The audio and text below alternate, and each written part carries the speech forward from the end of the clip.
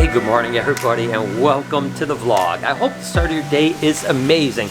Today is going to be awesome because I get to play with some deadly snakes. You guys know that I love venomous snakes and Bruce actually brought in a bunch of cool stuff. So fingers crossed everything goes well. Let's jump into it. Of course we're going to be safe, but you guys are in for a treat and going to see some beautiful snakes. Madman Bruce over here brought us a couple goodies. You've seen a few of his animals before and we're going to revisit. What do we have? This is the Gadsden animal, the Crotalus horridus, the Timber Rattlesnake. Yeah, it's legendary. Oh yeah, so I named him Burt Reynolds because he's a mountain locality, so you'll notice he's super dark. Oh my god, it got so dark. It is such a beautiful snake, man. Oh, and the buttons on this thing are ridiculous, man. Right? Look at that. Woo! Man, that thing is absolutely a rip.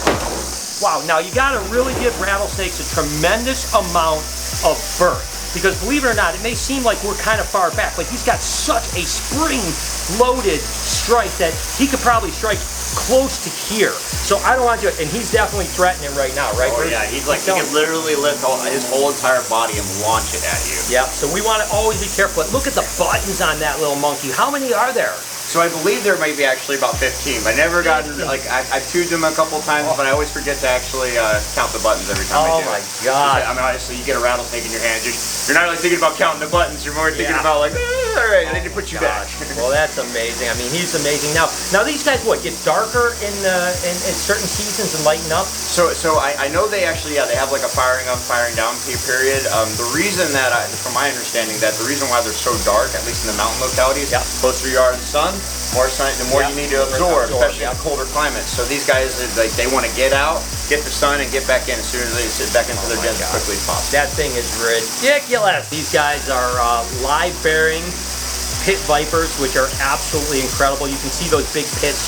Trust me, right now, you can just look at him. He's just like staring at me. If that heat pits are just firing off right now, he knows how close. If I got into range, whap, he's going to hit me. And you don't want to get with, he's got some dirty venom, got a lot of necrosis. It's going to definitely hurt. Definitely going to probably lose a finger or something like that. Nevertheless, we're going to give it its birth and just admire how beautiful that snake is.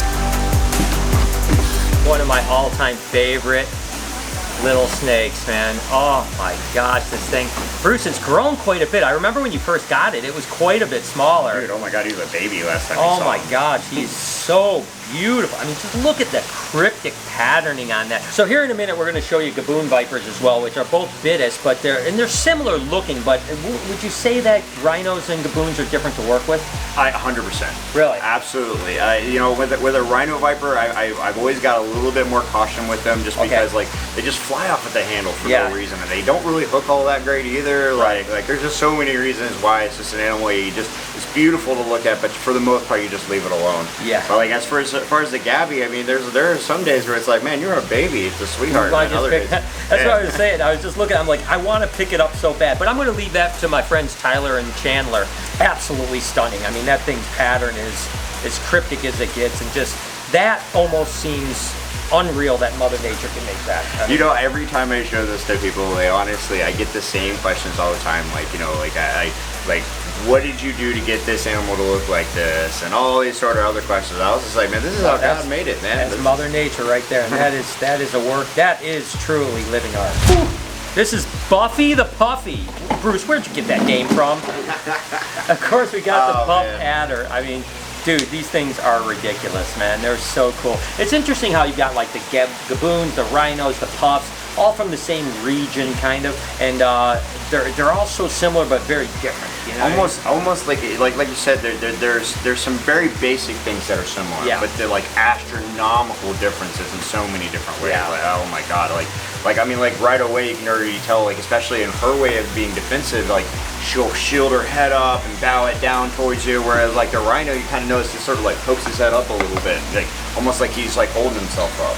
I mean, it's super interesting. They're just crazy cool animals, and of course, the reason they got that name Puff Adder is because they'll make those huge puffs that are just like, sound like the demon coming out. I mean, just absolutely incredible. And these guys literally, do you know, like the record litter was like 100 or something, wasn't it? Like something like that? Oh my god. I think it was like close to 100 babies. Could you imagine 100 baby Puff Adders? Yeah, I didn't even know the 100. I just heard that 60 to 80. Yeah, 60 to 80. Oh man, I heard that there were just I seriously think, I could be completely wrong, but I think the record was like 108 babies. That's incredible. Just ridiculous. Oh, good luck getting rid of all those. Oh my gosh. The thing I love about these guys too is that, and Gabbies and Rhinos will do it too, is they have that kind of caterpillar locomotion. Yeah, yeah. And it just, I mean, you can start to see it right in the neck right there where he's just kind of caterpillar. Now there it goes. Oh my God, it's just so absolutely amazing. You know, every morning, Brian, when I wake up and I go in my snake room and I start to check on things, like that's probably one of the coolest things, because before the lights turn on, these guys are super active. Right. And they're all around their cages, moving around, and that motion, just constantly just searching around and stuff. And it's like, wow, dude, like for something that I was told when I was a kid was so solitary. Man, they love to move. They love to get moving. It's unbelievable. And I had the pleasure of seeing a handful of these over in South Africa. And wow, what an experience to see these in the wild. We're actually at a bush camp in a place called Invade, and right outside of our tents, there was a little baby we found. Just a little tiny baby. It was so cute, and it was just really something that made our evening, you know what I mean? Right. Because we were like, oh my God, a little baby pit.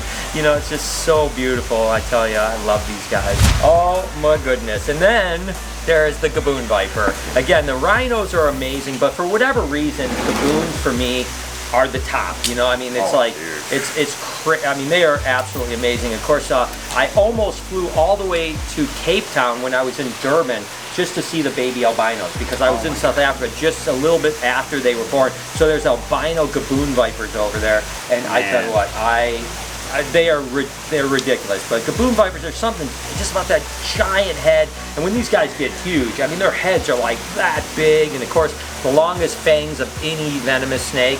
Oh my goodness gracious, this thing is beautiful, dude. There's not really a lot of words for it. It is. There's a reason this animal has the notoriety it does. It's just such an incredible animal. And I've been in the areas where these guys are from, and when you're in like the leaf litter of an area with this type, they literally blend right in, where there's just no way, if there's a bunch of leaves on the ground right here, you would never see it. Just absolutely amazing camouflage. Even though outside, when you're looking at it like this, you're like, oh my God, that pattern is so ridiculous and vibrant. The truth is, in the leaf litter, this just disappears. And these are ambush hunters, so they're just gonna sit there just like that, still as can be. And when something comes close, because of those pits, those heat pits, they're gonna see it come up and wham, they're just gonna crush it. I mean, what amazing predators. I mean, this is it, man. This is it. I mean, top two venomous snakes for me: Gaboon Vipers, King Cobras. Oh, and and this is amazing. I'm not a big Viperia, guys. You know I love my elapids. I'm a big nausea guy, but man, I had to get me a Gabby. You always got to get you a Gabby. Oh my gosh!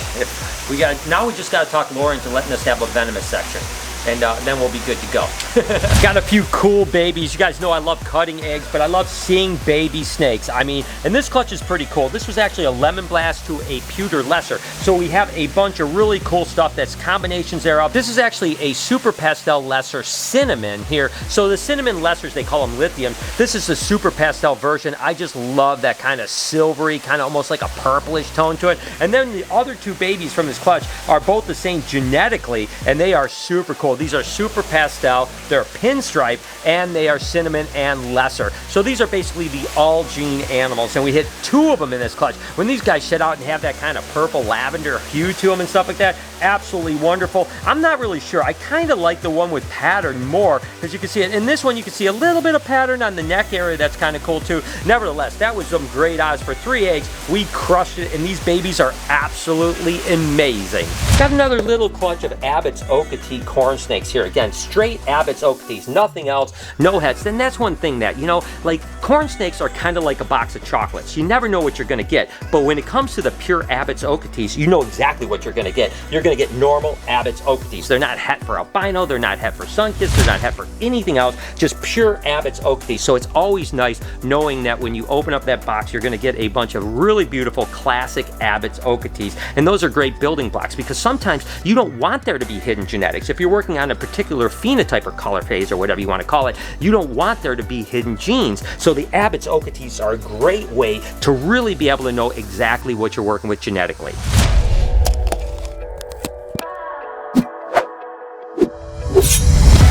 Back at you with another egg cutting. This is actually a ghost ball python, which is a hypo ball python bred to a champagne het ghost. to potentially produce mimosas. It's actually a possible lorry too, so we could produce some lorry stuff in here. I'm not sure. The fact is the champagne was a possible lorry because we didn't know what a champagne lorry looked like, so we named it a possible head. So if we produce some lorries in here, we're going to now know that the possible is absolutely a lorry, if that makes any sense. Regardless, we have, let's see, 2, 4, 6, 8, 9 eggs. 1 egg has actually been pipped out. Let's go jump into egg number 1. And again, I'm expecting some mimosa stuff in here, some ghost stuff in here, and then if that lorry plays a role, who knows what that's going to end up being. So right off the rip, first egg is a normal. So not a lorry, not a ghost, not a mimosa, not a champagne. That's okay. Sometimes you got to start off slow and then pick up pace as you go, right? So egg number 2. Here we go. Let's see if we get something cool here. All right, right up there. All right. Oh, this is actually awesome. So this is definitely a mimosa, and this is what we think is the mimosa lorry ball python. Well, we haven't ever produced a mimosa lorry ball python, but we have did the champagne that we thought was lorry, but it has kind of the big striping on it that a mimosa or a champagne doesn't have. So pretty sure that I hope we produce a normal lorry. I know that's weird in this clutch, but if we produce a normal lorry, that'll give me a better opportunity to understand that this is absolute lorry. But I think that this is a mimosa lorry, I think. So let's just keep going and maybe we'll find out for sure. And again, if that is the mimosa lorry, that was the all-gene animal, so let's hope we figure out what's going on here. Interestingly enough, we have a little pastel in here, which is even more bizarre because I don't know. Why is there a pastel in there? I mean, I don't know why there would be a pastel in there, because the champagne potential lorry, which we know fathered some of these eggs, doesn't have pastel in it, and the adult is a ghost ball python, so there shouldn't have been a pastel in here. I don't know what the result of that one is. Let's just keep cutting. I tell you what, it is always an adventure when you're cutting snake eggs. So it just throws a completely different wrinkle in things here to try to figure out what the daddy is here. Again, now we have a ghost ball python. Looks like just a normal ghost ball python, which again goes back to the champagne head ghost, bred to the ghost, would produce some ghosts. Doesn't look like a ghost lorry, which, by the way, I don't think anyone's ever produced a ghost lorry, so we could produce a ghost lorry if it is a lorry ball python. So we have 2, 4, 5 eggs to go. Let's see what else we produce. All right. Like I said, there's always those interesting productions and things like, what is this, you know? So, okay, so another mimosa. Awesome. Let me just move this around just a little bit. Can't tell. This looks like just a normal mimosa. So the first one definitely looked like a mimosa with like dark striping on it, which would make me think it's a lorry. This one looks like just a normal mimosa, which is cool. We haven't produced a lorry yet, so that still kind of throws the kind of lorry thing into the mix where we don't know for sure if it's a lorry. So 4 eggs to go. And let's see what we got. Let's see what we got. Okay, interesting. Another mimosa. Really pretty mimosa too. Really nice purpley stripe on it. Possibly that lorry gene in there. Man, I wish with 3 eggs left, I just want 1 lorry ball python just to prove what's going on. And then we still have this this pastel ball python that makes no sense. It's almost like an egg from a different clutch threw in there or something like that. But all right, 3 eggs to go. Let's go ahead and check it out. Alright, let's see. Like I said, I would love to produce a lorry ball python in here just to see what's going on here. Get this right here. What do we have here? It looks like another little ghost ball python. Doesn't look like a lorry ghost, just a normal ghost, which is cool. Our odds on ghost stuff or hypo stuff has been really good in this clutch, so that's awesome. We've got 3 mimosas, which is pretty darn dope. So 2 eggs to go. Let's check this one out. Come on, just 1 lorry ball python. Really, a lorry ghost ball python is what I'd really like to produce. And just a normal ball python. So that's just a head ghost, nothing in there. And then the last egg was already pipped out, but let's cut it and see what's in there, and maybe that'll show or something. If not, that's then we just don't know what's going on. So let's go check it out. Last egg is a ghost ball python. I'm gonna move it around, see if it's a lorry. Nope, just a ghost ball python. So all in all, I'm real happy with the results and the fact that we have 3 mimosas, we have a bunch of ghosts, we have a bunch of cool stuff. The pastel, I don't know where that thing came from, doesn't make any sense, but still kind of got the mystery of whether or not that possible lorry champagne was a lorry or not, because we didn't produce any lorry stuff at all. I don't know what that means, but nevertheless, still some beautiful babies. I can't wait till these hatch. I really, truly do need to add a venomous section here to the Reptarium if we do expand. I think it would be absolutely incredible. Let me know if you guys like that idea. If you enjoyed this video, right here is a playlist of me dealing with kind of big, dangerous, awesome animals. I think you're gonna like that one. Also, can you do me a favor? Right up here, you can subscribe to my podcast channel called Checking In. Every Wednesday we do a podcast. Noah typically does one on Friday, adult friendly on Friday, and you guys will not want to miss Saturday's podcast, a special podcast with myself and an ordained minister that does exorcism. Check it out, 5 o'clock on Saturday. You can also please subscribe to this vlog channel over here. Turn your post notifications on. Have an absolutely wonderful day. Remember, be kind to someone, and I promise I'll see you tomorrow.